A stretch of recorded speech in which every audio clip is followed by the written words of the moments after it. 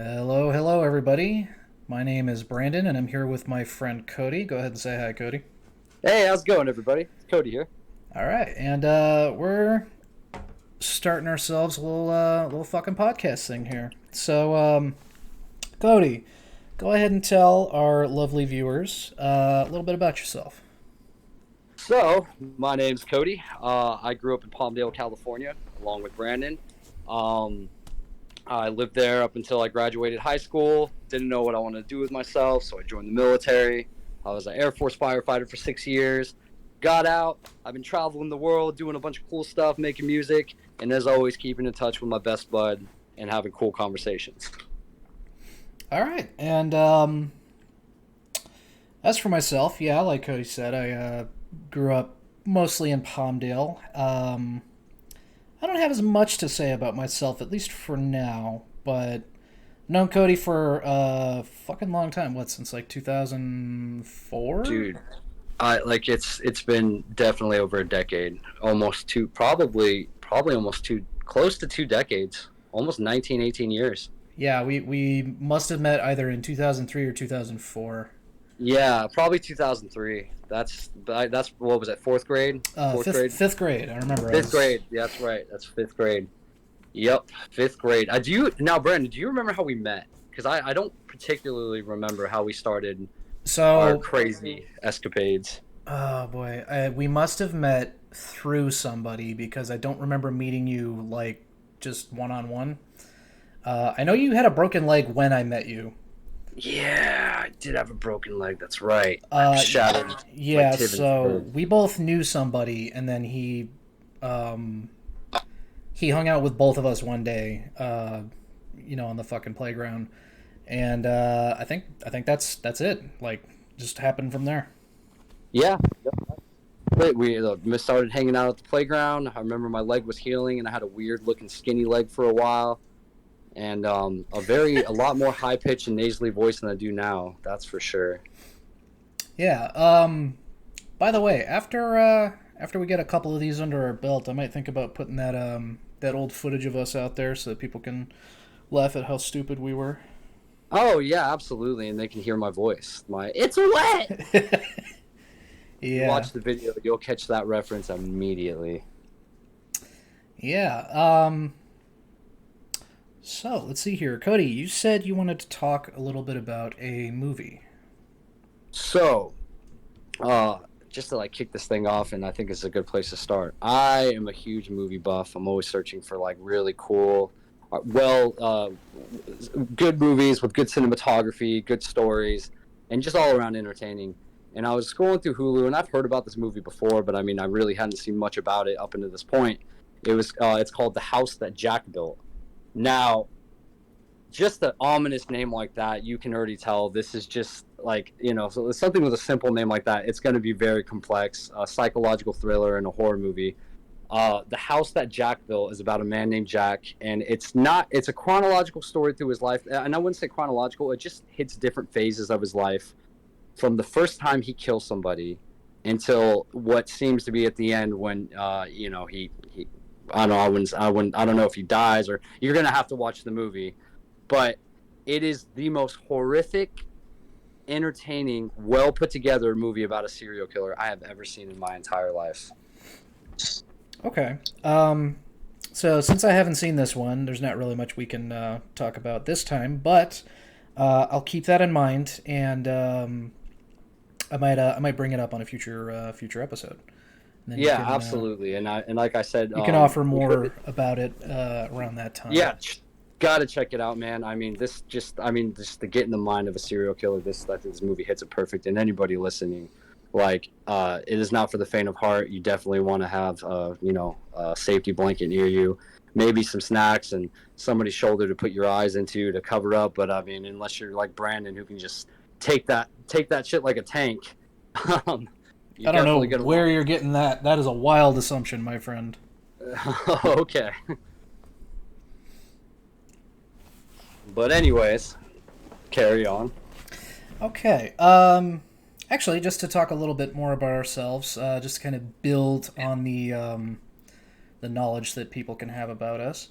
Go ahead and I know this is kind of like maybe not the best way we could have done this. I probably should have warned you ahead of time. Go ahead and list me your top three favorite bands currently. Currently, Currently. yeesh. So if it's something you listened to in fifth grade, but you don't listen to it at all now, don't list it. Oh, okay, okay. I'm So going not like for I'm going for not right that now. I get it. Not sentimental favorites, but like current favorite bands.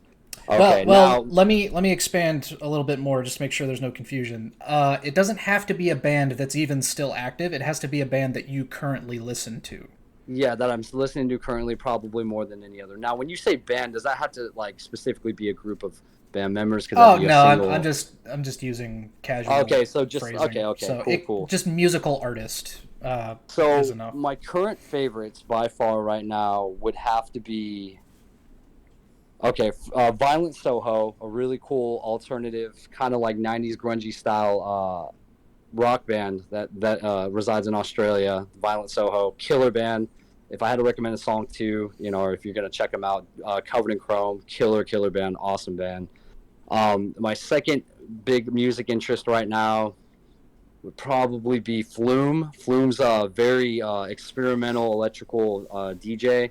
He makes a very different, unique sound. But me particularly, I find it very,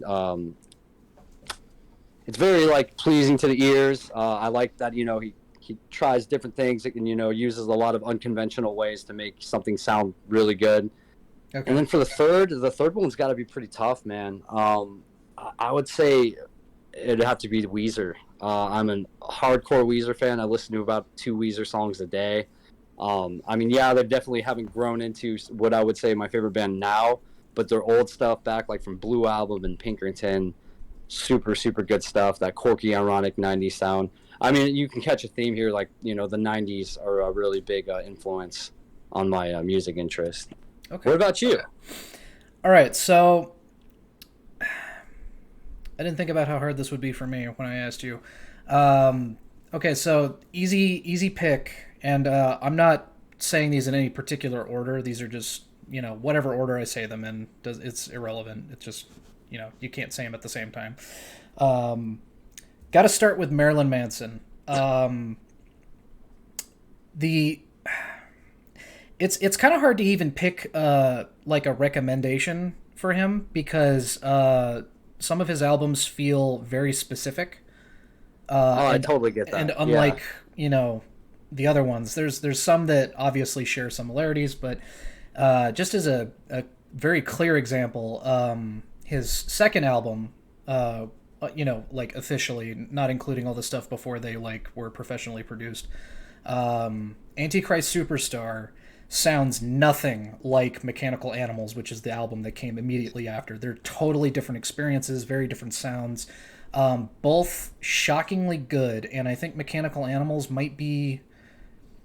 So when I say the phrase perfect album, from this point on, let it be known that when I say perfect album, I mean an album that, for myself, I don't skip a single song if I listen to the album, Wow. because there's tons of songs that I will skip on albums that I like. It's just a song that, I don't necessarily want to hear all the time or maybe even ever again. There's a couple of Rammstein songs that come to mind where, like, I'll jam out to a Rammstein album, but I'll skip a song here and there, because they just don't work for me. I mean that's a pretty big commitment there. Like you're telling me this album's so good you'll listen to the whole thing. See, I can rarely say that for almost any album. Now, Yeah, now so Ma- Marilyn Manson, he's like industrial. Would he be considered industrial rock or? yeah, some of the albums might not fit so neatly into that, but for sure you could consider.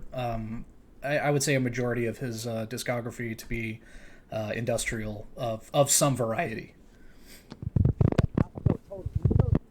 Oh, hold up, you got a little audio trouble.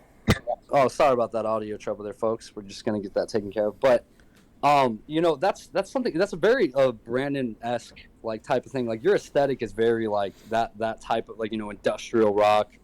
I wouldn't necessarily say dark or goth, but like that vibe, like Power Man 5000, or Oh no, Cody. no, Oh, am I you like you missed your shot so hard. I'm sorry, man. I had to throw it Uh, in there. Okay, Power Man 5. I'm just gonna mention this real quick. I realize I haven't told my other options yet, but real quick, Power Man 5000 is impossible for me to take seriously because I've seen the video for Bombshell, which has the most hilarious arm flailing, goofy dance in a supposedly like threatening type song. Like if you watch the music video, you'll see what I mean. He's like flailing his arms around like a fucking goofball. And like, okay, so I'll have to actually check this out because I've never, I don't think I've ever like, I can personally say I've ever just sat up one day and been like, I really dug that band Power Man 5000 back in the day. I'm gonna look at some of the old music videos. That's I mean, Also, they definitely had their own crowd for sure. Power Man 5000 fits more into like the new metal category. Yeah, definitely. I mean, most people only know that. What's that famous song? The one, it was on the Tony Hawk Pro Skater game. Oh, I wouldn't know. I've never. Oh, it's When Worlds Collide. When Worlds Collide. That was like the big one. It was on the original Tony Hawk Pro Skater soundtrack, and that game's like soundtrack is still like really iconic. Just it was a good game, good soundtrack. But anyways, man, go back to your other list. Okay, so yeah, actually, I need to help myself here. Pulling up my Spotify real quick just so I can see. Oh, you know what? I'm gonna have to give one of these slots guaranteed to Typo Negative. Ooh. Yeah, so Typo Negative is one that I've listened to for a pretty long time, and I don't know. There's just something about it. The length of the songs can be kind of off-putting to some people. I'm fully aware of that because they tend to make longer songs. Yep. You okay? Oh, something's going on with your mic. Are you hitting something against it? I maybe hold on. Okay, no, we're good now. We're good now. Okay. But yeah, with Typo Negative, one of my top tier albums. I'm terrible at organizing them by any kind of like ranking system, but gonna have to say October Rest is a really good album to listen to if you don't know Typo Negative. It's got one of their best songs on it. Well, actually, it's got a couple of their best in my opinion. But Love You to Death is a really, really good song. Love You to Death. Okay, I'm actually gonna take a little note here because Okay. that's one thing I don't think of. As long as we've been friends, Brandon, and this is like very, very true. Our music interests very rarely dip into each other. Uh, yeah, I guess. The only music I ever really remember you talking about in particular is Weezer. Yeah, or the Pixies. Yeah. Yeah, because like I can't really think of any other bands I associate with you. So yeah, I guess music isn't really one of the things we ever really used to talk about. Yeah. What was the name of that Typo Negative song? Love You to Death. Love You to Death. I love you to death, Brandon, and that's why I'm going to listen to this song. Oh, that's very To sweet. death. Oh, you're welcome, baby. Anyways, so now right. we heard Typo Negative. Let's hit that final third one. The one. So for my third choice, now this is a difficult one because I've got two bands in mind, and the thing about it that makes it kind of a tough choice is I don't know that I like the full discography of either of them, but the parts that I like, I really, really like. Okay. So it's a split decision between these two things. And actually, I think I know an easy way to tell. Well, no, that doesn't answer it. Okay, you know what? I'll do it this way. I'll name one, and then I'll do an honorable mention for the other one. Right on. Okay. Only because it's so close. I'm not trying to cheat and add a fourth. But I'm going to say for my third, I'm going to have to pick Ministry with the caveat that it's particular albums and not necessarily their whole discography. Okay. Because some of their music I really don't like at all. And then the stuff that I like, I absolutely love. Okay. So, yeah, that's the only thing is when I say I like Ministry, not necessarily every album. I think there's even a point where I just kind of stopped like checking newer albums. Yeah, like I think Animosity is the last album that I will listen to a song off of, and it's really only the title song. So that's like a good like 6 or 7 albums that I don't listen to, but the ones I do like, really like. In particular, the album "The Mind Is a Terrible Thing to Taste," is one of the more influential and important industrial metal albums of all time. With the exception of one song which doesn't fit on the album at all. It's really weird and bizarre. So that's the only reason I wouldn't consider it a perfect album, is because I will skip that song 10 times out of 10. But the rest of the album is really solid, really weird, and just fantastic. And the runner up, the one that could have made it, depending on my mood probably, is Nine Inch Nails. Because honestly, without Nine Inch Nails, I might not have Marilyn Manson in the first place. Because Trent Reznor actually produced Antichrist Superstar. So it probably had a lot to do with the way that came out. So, okay. So now, what would you say you find how would you describe your general music interest? Well, What catches your eye?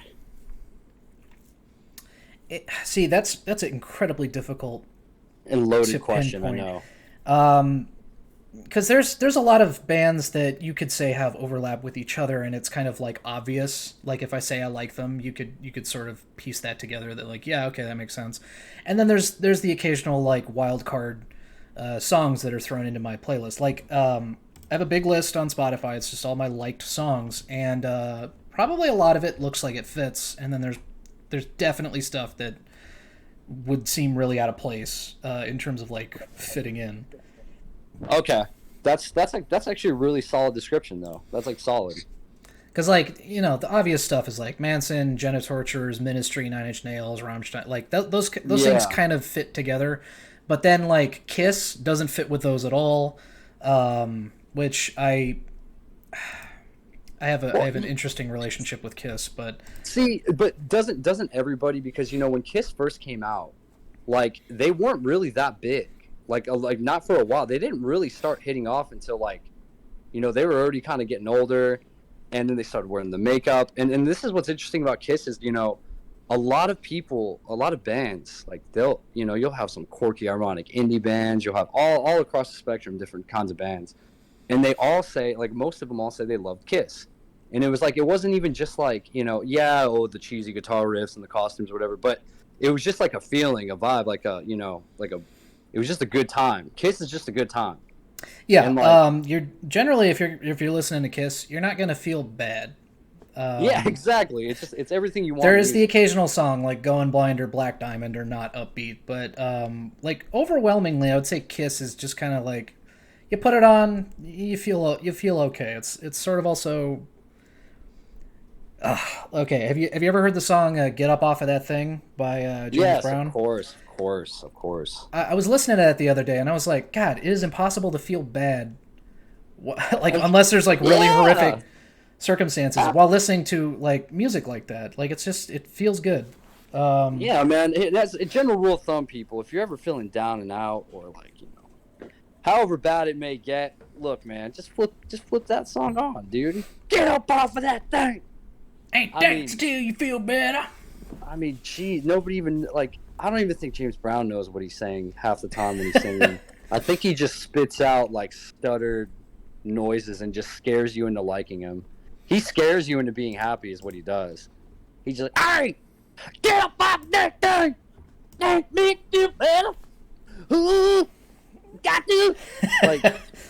Like, that's what, dude, it is. And I'd feel so terrified to be his kids. When this guy gets on a roll.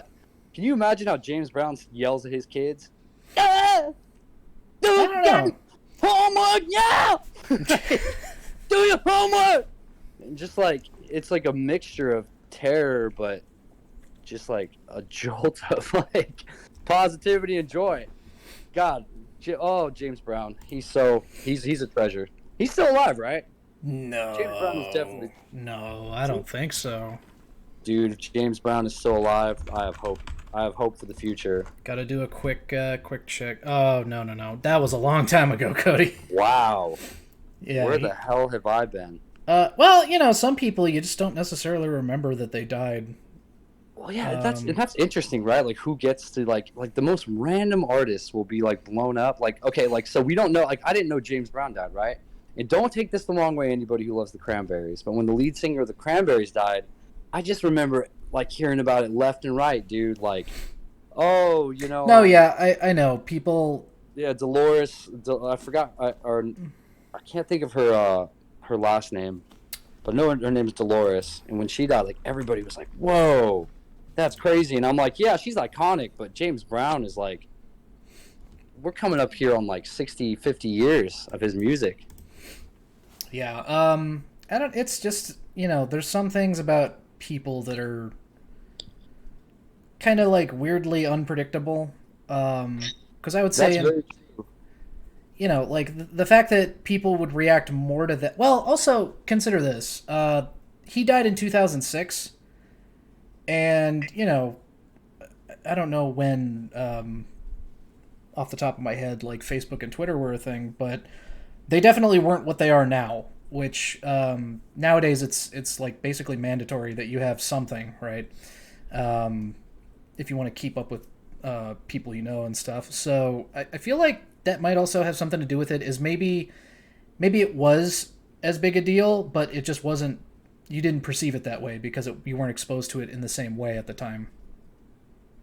okay.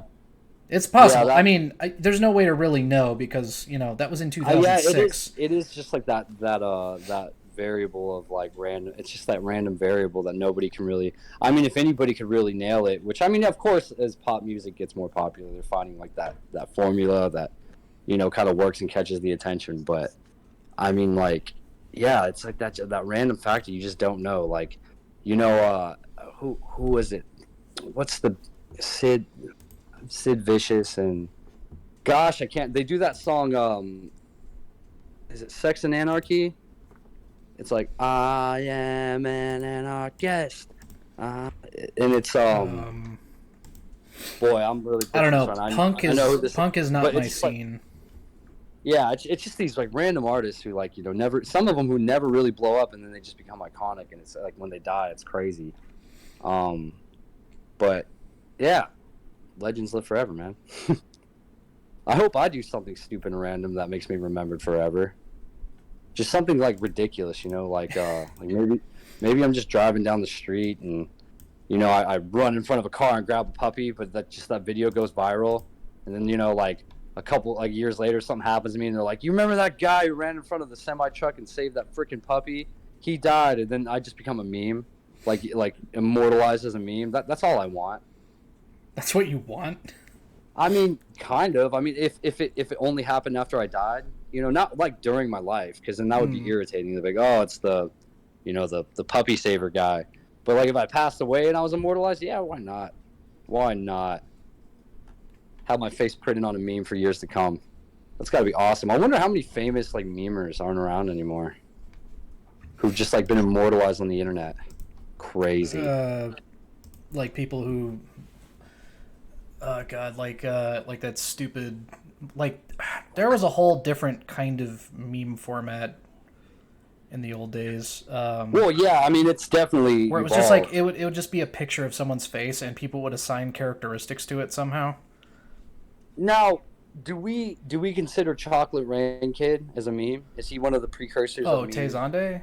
Yeah, Um, I'm so happy you just knew his name off the bat. You're a treasure, Brandon. I don't know if that's a meme. I don't know because when I think of memes, I don't tend to think of like videos or songs as much. Um, Yeah, I guess so. I think that's just they YouTube. could I they would just could be consider it classified as that, YouTube. but I'm not sure. But the like when I think of memes, I'm still very much stuck in like an older mindset of like it's just a Like, picture someone took, and then for some reason people decided that this is what this means. So like yeah, bad luck this is Brian, good guy Greg, and um, ten it's guy. you know what's crazy? I'm in a psychology class right now, and Okay. one of my project I'm working on is how visual memory with images is like more effective, than sounds or words. Um, Yeah. I And guess I could understand that. it's like crazy because like a meme, it was literally just like the perfect like storm of like remembering something and associating something. You know what I mean? Like it's just like the perfect format for that.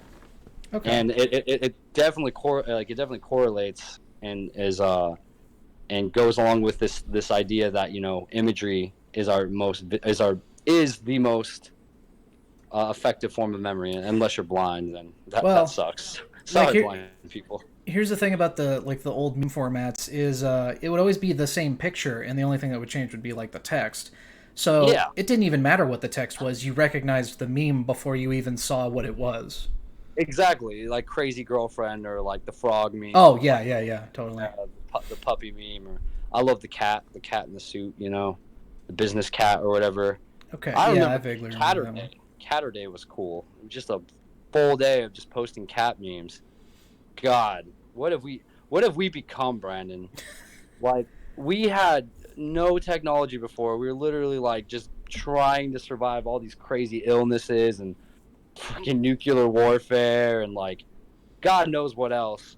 And now we just have so much time on our hands with all this technology. We're just like, well, guess we're gonna guess we're gonna take these pictures and just send them in the masses and try to and relate with you. I don't know. It's just nuts, dude.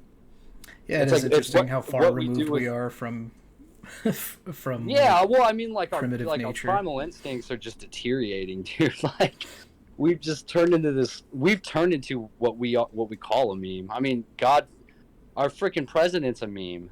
He's literally a meme. It's not even a joke. Like that's in a very literal sense. He is like an internet joke that got put into the office Yeah, of the United States. That's insane. Like no political career before that, and then now he's the president. That's insane, dude. We should have known better when Arnold Schwarzenegger became governor. yeah, it's just zero qualification. The only reason that they're in any kind of position is because they already have money and because people know who they are. Identity politics. Yeah, which is frustrating because how would you feel, Cody, if you spent like 40 years serving Congress and you got outvoted by like a fucking celebrity who doesn't know anything about governing? And that's what blows my mind, man, is like people are like, well, Because now we he don't has to have the learn all that power. shit as opposed to somebody who could like already be doing things. Now he has to learn all the procedure. It's like why would anyone with no experience be able to even do it? It seems like wrong to me. Yeah, and if I had like a fix for this, man, like it would be pretty simple. Like, one thing in school we don't have is like they don't ever say like, "Hey, this is how you do your taxes," or this is how you be an adult. That's There true. should just be a fully dedicated like I don't care what anybody says. Extend the time you're in school, whatever you have to do, a full semester, okay, or 2 quarters, whatnot, if or what have you, of just explaining one, like this is how you do your adult stuff, and then two, this is the I mean we have U.S. government in high school, whatnot, but I mean just a more simplified, easier, and more digestible version of like voting and what your vote goes towards, and you don't only have to vote for the president, you can vote for your state representatives, and you can vote for your governor. I don't think, and I'm just as bad, man. I don't think I've ever voted for anything but the president of the United States, or Well, like yeah, not for a lot of people do ignore local stuff. and a lot of people don't know like this like Prop 75 or Prop 35. Those are like bundled props and what that proposition. So what that means is they could be like, no more, dumping toxic waste in the river, but we're also going to raise the taxes on this, on homeless people in the park or whatever. It's like, oh my god, dude. Anyway, sorry, I didn't mean to go on a tangent about politics, but No, no, it's fine. We're gonna try to kind of keep things free flowy around here when we do these.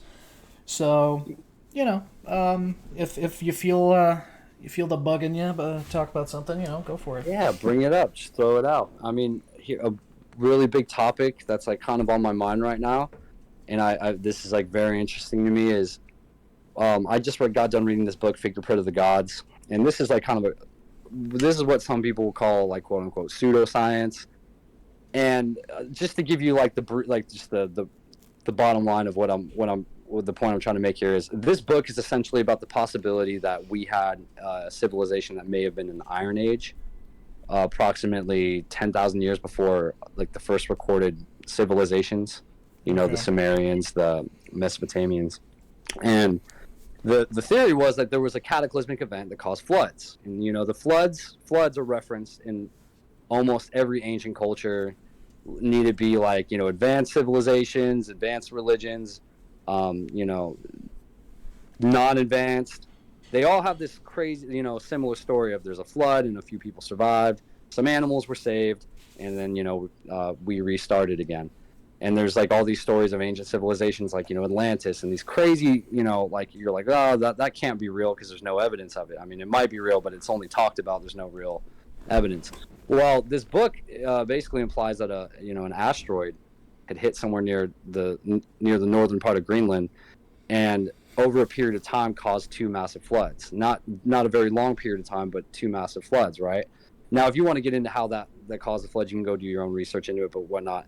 But the evidence supporting this theory now is just like it's getting bigger and bigger and more viable, and there's such a huge pushback from like the scientific community to like address these things, and it almost makes me wonder like why, when you have like, why would it be so bad to even like, why, how can you look at history as we've known it so far and not say like, hey, maybe we were wrong?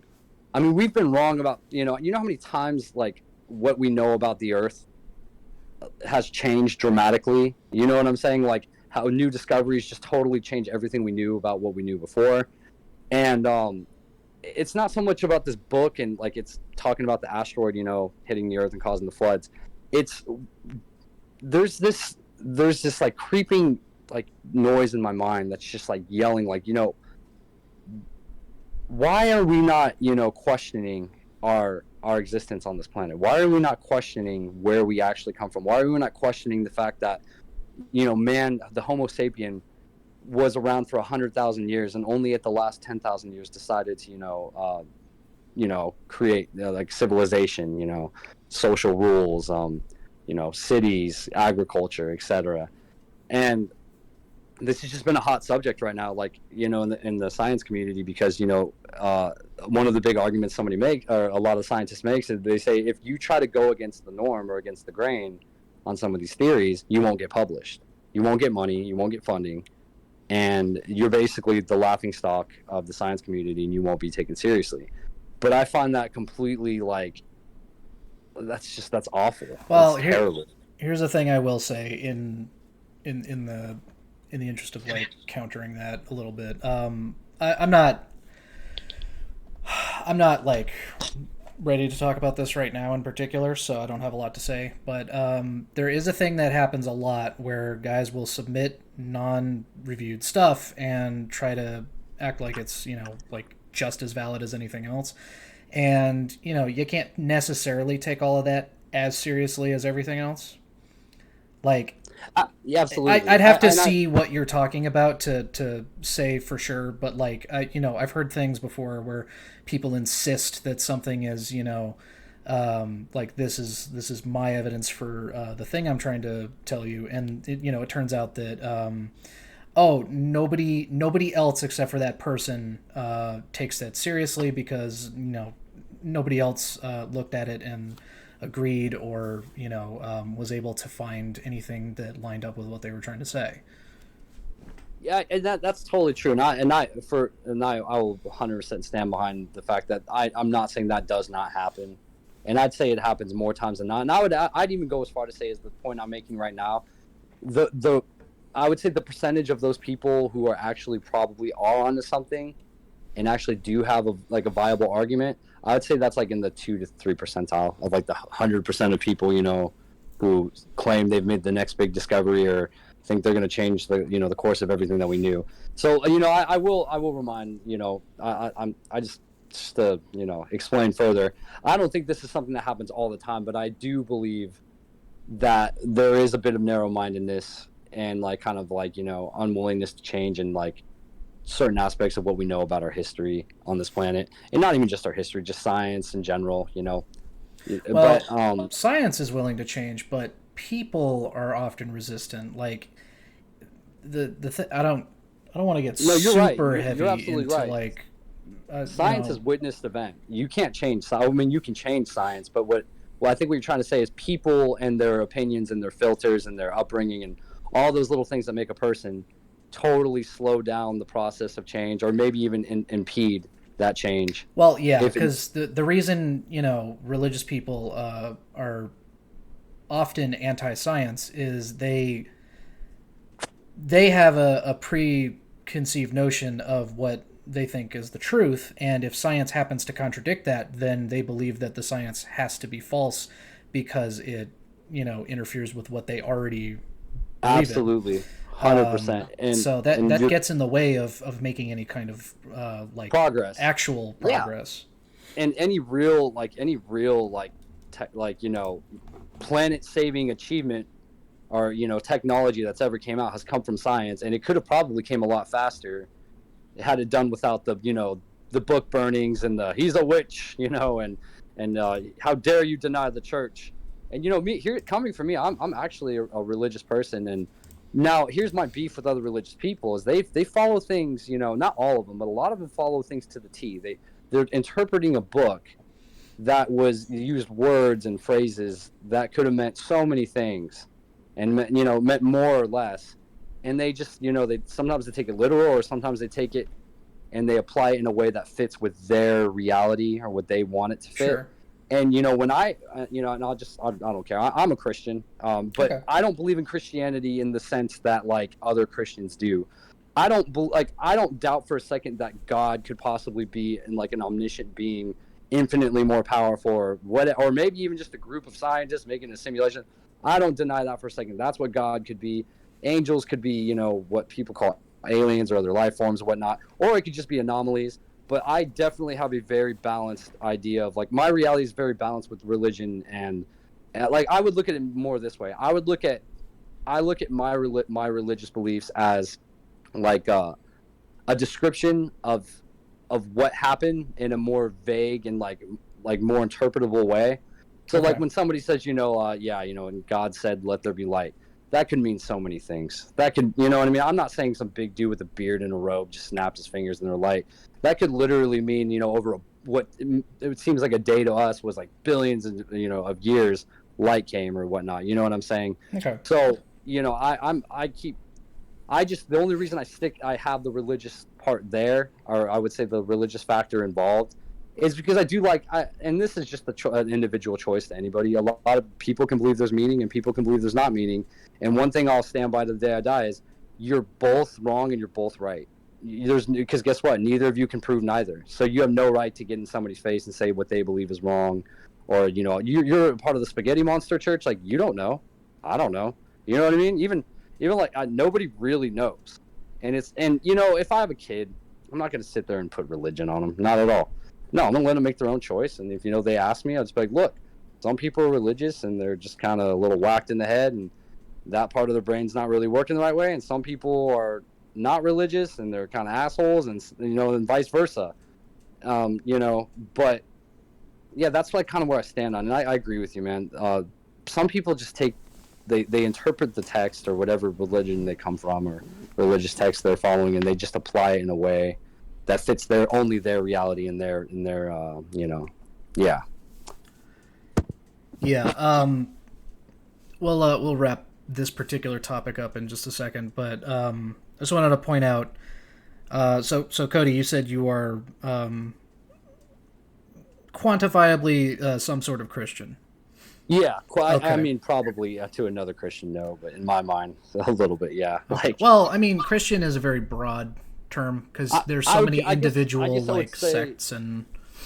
Yeah, I would say that I believe a being named Jesus walked this earth and may have performed miracles. Maybe he was an illusionist. Maybe he was a fucking alien. I don't really know, and I don't really care to get into it or even talk about it, to be honest. Okay. But that's well, I just want to establish like, that we're not necessarily of one mind. Well, I mean, probably as more episodes of this come out, people are going to notice that part of the reason we decided to start this podcast is because we do not agree on everything, and we do not. We're not fucking mirror images of each other who just parrot the same opinions at all. We're very contrasting individuals who are really good friends. So I wanna make that clear because when I talk about religion, I want it to be known that like I'm talking about it with someone who has different religious opinions. So I'm not trying to like shit on anybody, and of course I'm not trying to shit on my buddy here, even if he doesn't believe in something that I believe in. So I just want to make that clear before I say what I'm about to say. Um, so one of my issues with aggressive religious folks, where they try to like insist that what they believe in is like 100% true, is no religion has any more evidence that it is correct over any other religion. I mean, really? What No, indefinitely, absolutely true. That's 100% true. you know, There's that can't uh, even be. That's undeniable fact. if somebody's trying to be aggressive with me and tell me that their thing is right and that other things are wrong, I tune out because it's like, well, you can't prove that your thing is Hmm. more true than their thing, and if that's the case, why would I choose your thing to believe in? And the other thing I want to Or mention is that anyone who tries to quote from the Bible, you got to keep in mind the Bible is not like an unchanged document. It's been modified. I mean, there's a reason they call it the fucking King James Bible. It's because it's not what it yeah, was. It's like exactly. reinterpreted It's been and modified rewritten. and translated So multiple times. how can anyone try to tell me that this is necessarily true when it's been manipulated by a particular person or set of people to be different than its original form? Surely, if it was true, it would never have been modified, right? Like, Absolutely, if absolutely. anything, I'd have more respect for someone trying to tell me that like the original version is true and that the manipulated versions are not necessarily accurate. I'd have a little bit and more, leeway with that. But and that's exactly where I stand right there. I believe that it was been heavily manipulated. I do not believe in these like evil like undertones that come in, like all gays are gonna die and sodomy. And I don't none of that. I don't buy into any of that. Like I okay, think this book was a recorded version of where we come from, and then it's just been altered over time, and the stories have been changed to fit somebody's agenda for sure. 100%. I get where you're coming from with that. oh, and I'm gonna be slightly trolly here. I don't want people to think about this too much. I'm not being totally genuine when I say this, but I I accidentally kind of really disturbed my mom by accident because we were talking about the Bible, and I don't even remember how it came up in particular, but a thought occurred to me that we all have to agree because it's there's no two ways about it. Like I said, it's been modified that it was written by people, right? Yep. So Imperfect people. yeah, so who's to say? Now, keep in mind, I don't believe in any of this, so I'm not genuinely trying to posit a theory here. But let's just say you do believe in it, right? And you believe in heaven and hell and Satan and God, right? Who's to say that the Bible was not written with the voice of Satan, specifically with inaccurate information to turn people away from God? Now, Brandon, if you don't mind me chiming in on this, I was actually just about to say this. You took it out of my mouth. I'm even open-minded to the thought that the Bible may even be a test to see if you would believe in something that dumb or believe in the falsehoods from it. Because like innately, people know the difference between right and wrong. Okay, like it's an innate. I mean, not everybody. Okay, psychopaths obviously who lack empathy, but for the most part, we generally know through our upbringing the difference between right and wrong. And it's almost like the sometimes you look at the book and you're just like, is this like a test? Like, am I supposed to not believe it? Is that like, is that the ultimate test, is to realize that by the end of it, like, this is dumb? And that's kind of where I stand too. There's some things in there, that I'm just like, maybe Jesus is the Antichrist, or and like I said, dude, it just goes on and on. But like, I totally agree with you there. Like, there's a very real possibility that it is just there, to troll people and to make them believe in the wrong thing, Well, yeah, because because there's clear terrible like statements made, in the Bible, and I wouldn't say sure. statements, like just guidelines. I mean, it was even edited to be more directly anti-woman because who's Jesus has like a friend who's a prostitute. Yeah, Um, Mary Magdalene. yeah, Mary that's Magdalene. not how she was portrayed originally.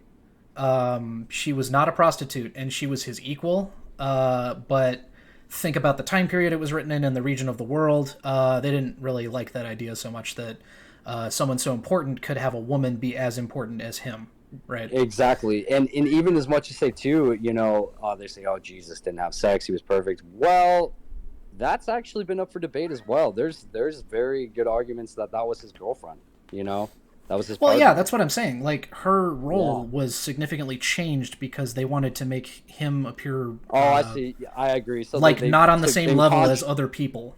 I see, like in contrast, she's a dirty whore who sleeps with people, and Jesus is this all loving being who can never do anything wrong, and he could still love her even though she's a dirty whore. Like, okay, all right, we get it. Jesus is so better than everybody else, and I actually like to believe Jesus wasn't perfect, and that was his message. Is like, I'm perfect because I'm not perfect, and you're humans, and you're not perfect because you're not perfect. Okay. And like I wouldn't even go as far to say his God is perfect, man. I don't care. Kill me, Christians, crucify me. I in no way, shape, or form think anything is quote unquote perfect. Everything's perfectly imperfect. That's my little takeaway. Oh, and I have just one quick more thing, and then we're gonna switch up topics in a second here. But I just wanted to point out that so I'm sure you're aware that there are some rather ridiculous Christian folk who think that like the Jews are bad for killing Jesus. But I have to say this: your religion does not exist if Jesus does not die. Right? That's like the whole Boom. basis of Christianity. So he had to, for the sake of the religion being created. It was basically like Yeah, decided ahead of time that that was absolutely. going to be the outcome. The other thing I want to point out is that according to like the Old Testament stuff, like the Jewish part, Jesus doesn't even fit the description of the Messiah, which is why they killed him, because he was blaspheming, right? Now, obviously, from a Exactly. modern perspective, I don't support the idea of killing someone because they're a blasphemer. I don't believe in Yeah, that. slap on the hands for the Jews and the But Christians. I do want to point that out because surely if he was really the Messiah, he would fit the description and not do things that specifically were mentioned to not be part of that, right? So Exactly. if you're Yeah, going to assume that the basis of the concept of the Messiah is realistic to begin with, you have to accept that Jesus can't have been the Messiah by that metric. absolutely. No, So 100%. that's all I wanted to say And about that. yeah, and I'm gonna throw one little thing in there, just a point to be made here. That whole little story you just told, the Jews killing Jesus and Jesus is the Messiah, whatever. Here's the real theme. I think the takeaway should be: I don't think any of this stuff was meant to polarize people, make them hate each other, and put them in different groups that not like each other. So shame on both religions, and I don't care. I mean, you guys get mad at me, whatever. I'm not saying your religion's bad or wrong, but just like you said, it's a bit what is that? Well, I can't think of that word when hypocritical to be mad at one or the other when prophecy must be fulfilled. And maybe the lesson to take away was, hey, maybe we shouldn't be killing each other over different beliefs and we should be getting along. But anyways, that's all I had to throw in there. Okay, now to veer completely in a different direction, Cody, before we started, I was telling you about a little video game. Yes, And dude, I it sounds wanted to talk awesome. about that because, so obviously, considering we have no presence on YouTube yet, with this branding, of course, this is clearly not sponsored in any way. I've had no communication with the people who make this game, but there is a game called Phasmophobia, and I wanted to talk about it for a minute. Cody hasn't played it yet, and I'm hoping that he has a way to play it because I would love to maybe even do a thing for the channel about it. So the concept of Phasmophobia, excuse me, is you are a team of investigators who have to identify what kind of ghost is haunting a location. So you pick a map, you go in, you have equipment that's designed to capture evidence of ghosts, and you have to narrow down what kind of ghost it is. And once you've determined, and here's the thing, you have to enter the evidence in manually. So it's not like you can go in and the game tells you what kind of ghost. You have to physically witness the evidence so that you can record it, and you have to decide what the ghost is. And the game, once you finish the mission, will tell you what it actually was, and you can tell whether you were correct or not. The game you don't have to have VR to play it, which is great because I think I'm the only person I know who has a VR headset. So it gives me a chance to play a VR game, but I can also play it with people who don't have VR. And the game is terrifying because it's very there's a lot of subtleties about it. Like it's a good game to really have your ears peaked because you need to be able to hear, like, did a door just open across the house and nobody's on that side of the house?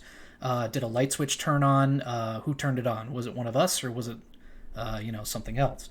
And you have to use all these little tools and gadgets like UV flashlight to capture ghost fingerprints because some of the ghosts leave fingerprints when they touch things.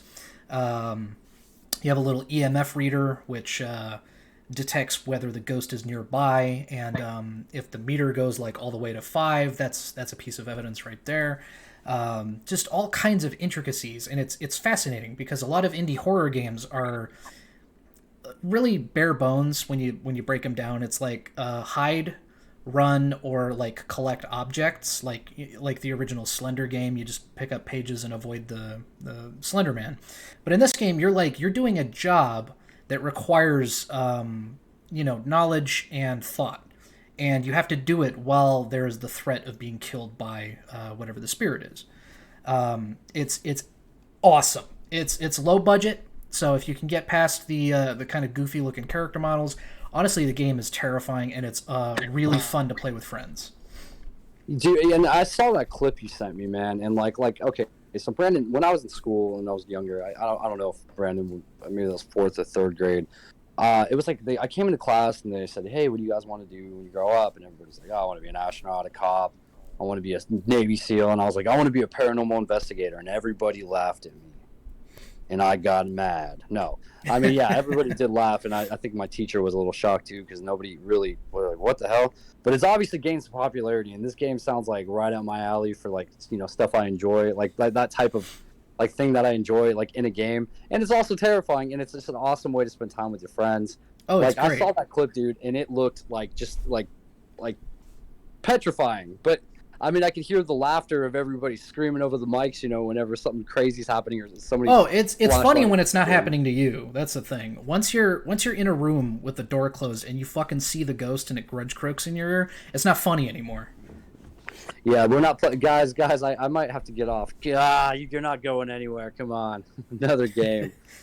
And I'm Oh yeah, assuming it's it's good to great. turn all the lights off and make sure it's just your blue Um, lit main I mean, in library. my case, I like I said, I play it with VR, so it's as immersive as it can be, man. It's so fucking scary.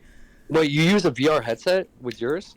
Yeah, I play the game with VR. Or Which like what type of VR setup are you using? oh just got like an Oculus Rift S. I don't You have an really. Oculus Rift. Yeah, Does it have like the controller, the hand controllers, and everything? yeah. Oh my gosh, have you ever played that game Bullet Train on there where you're just Yes, I like, have. That's like oh my god, that's a free demo for another game that's called Robo Recall, I think. and how was that? It's okay. Okay, because I See, had a blast playing that for the first time. I felt like I was in the Matrix, dude. on the subject of VR, I think the order of VR games I played has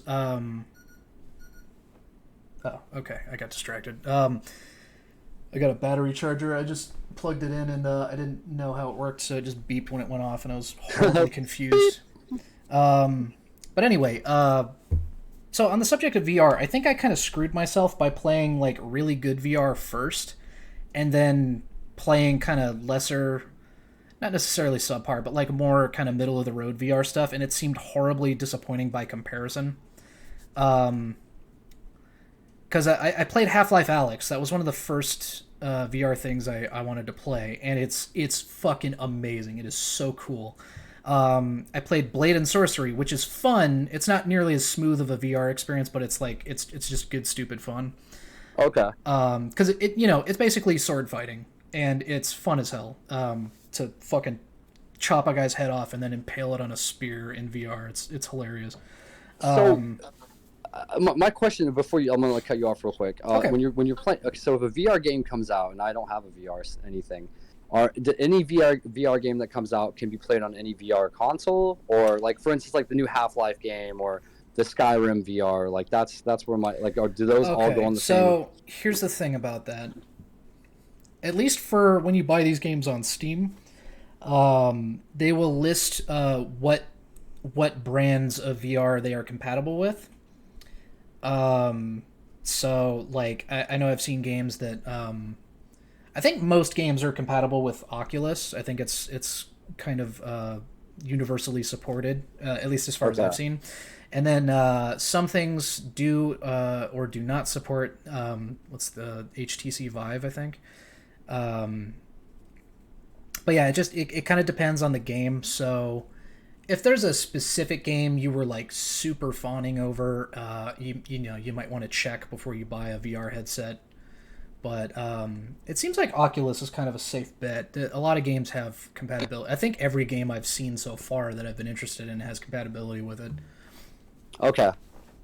Right on. Okay, so the games you were saying there was the sword fighting game. Oh yeah. And then, So I don't want to shit on this game in particular like too much because I mean it's fine, but it's sort of like I if I had played them in the reverse order I might have liked it more.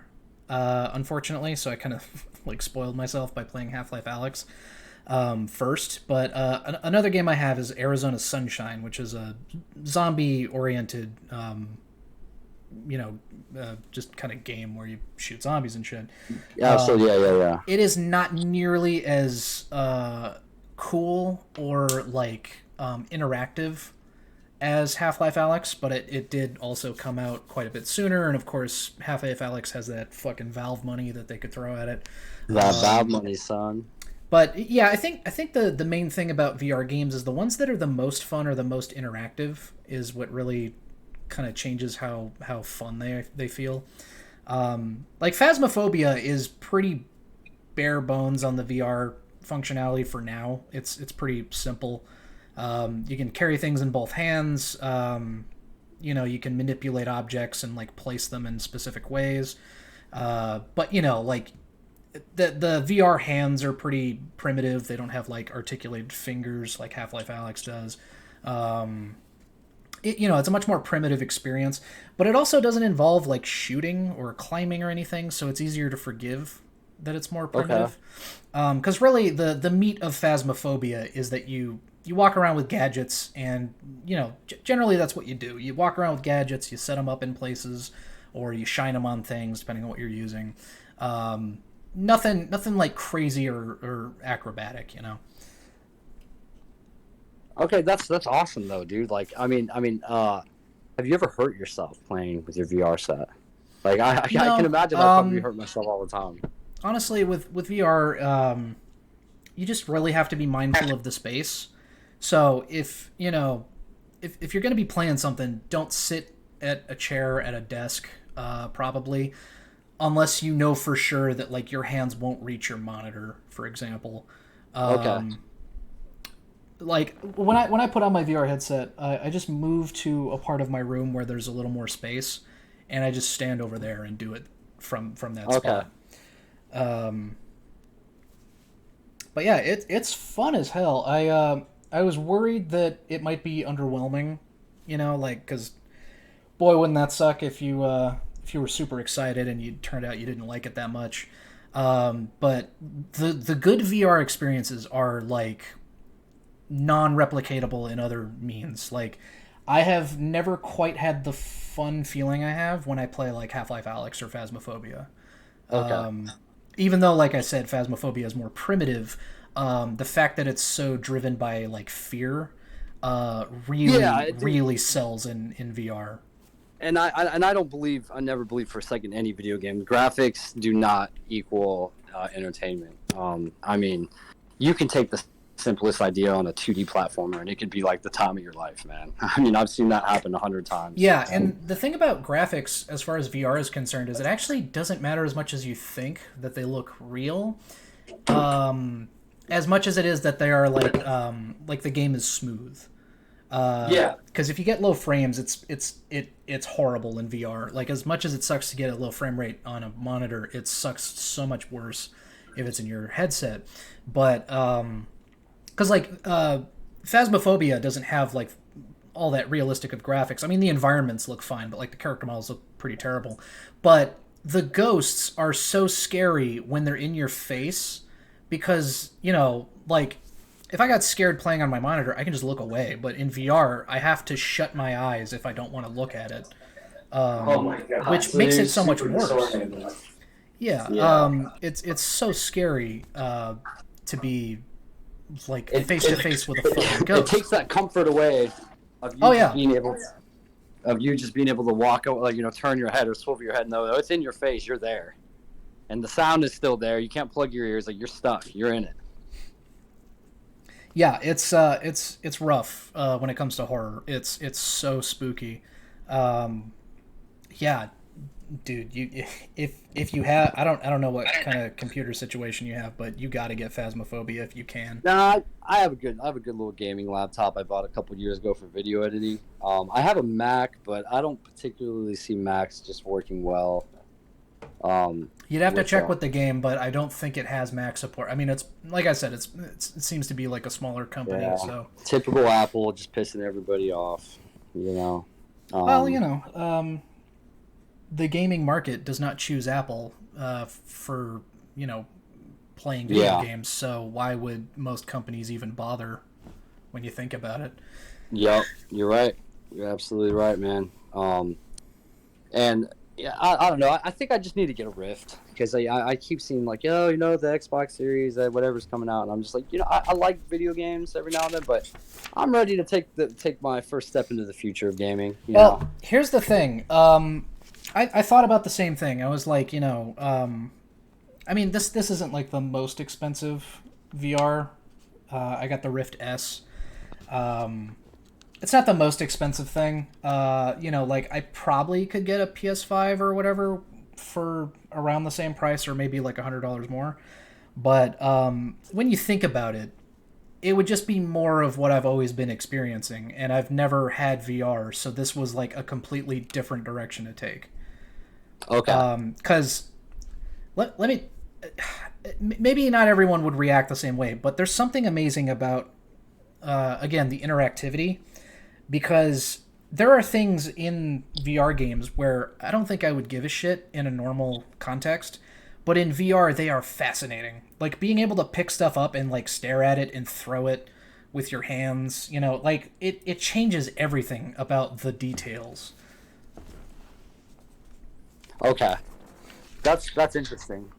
And like if I get a PS5, like yeah, I might be able to play some cool game. Like I mean, I am looking forward to the Demon Souls remake, but I'm still playing a game with a controller on a TV. Like the fundamental experience of playing games does not change with a new console.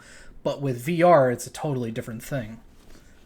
Okay. So, you know, um, something to be mindful of, and this goes for the audience too, if you guys are interested in VR. Um, if you can, I would recommend trying to find a way to try one before you get one because some people are really susceptible to the motion sickness.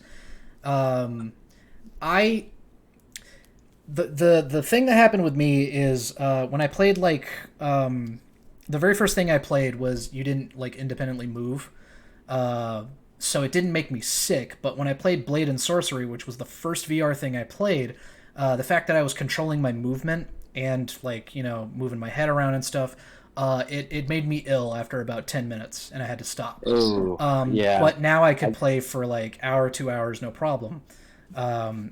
And actually, shit, me and Dylan the other day we played Phasmophobia for like 5.5 hours straight, and I was in VR the whole time. hell, and for people not listening, Dylan's actually a friend of both of ours that we have like a really close knit group of gaming friends that we just made over a period of time playing Xbox.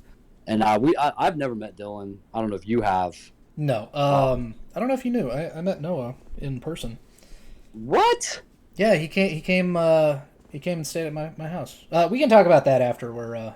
What? Okay. Yeah, we'll stay on the call and talk a little bit about that after we're done.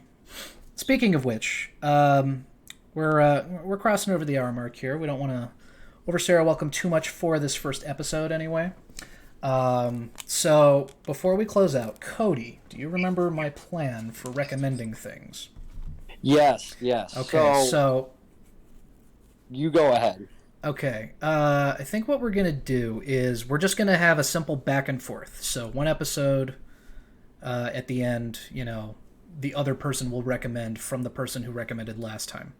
Okay. So I'll just go ahead this time, and then next time, try to remember ahead of time to have something ready. Okay. So this time, I'm gonna. So you did say you had a Spotify, yeah? Yes, I do. Okay, perfect. That makes this really easy. So what I want you to do, and listeners, feel free to join us, and then you can follow along our discussion next time. Because what we're going to do is we're going to listen to the album "The Mind Is a Terrible Thing to Taste" by Ministry. And next time we do a podcast, we're going to talk about it. Sort of like if anyone listening has seen Sardonicast, the way they do it with movies, we're going to talk about that like as the first segment of the show, and then we're going to kind of wander around from there. So I'll send you the name after we're done. Just make sure you have it, and yeah, that's what we're going to talk about when we begin our next podcast. Right on, right on. All right. So got any closing thoughts there, bud?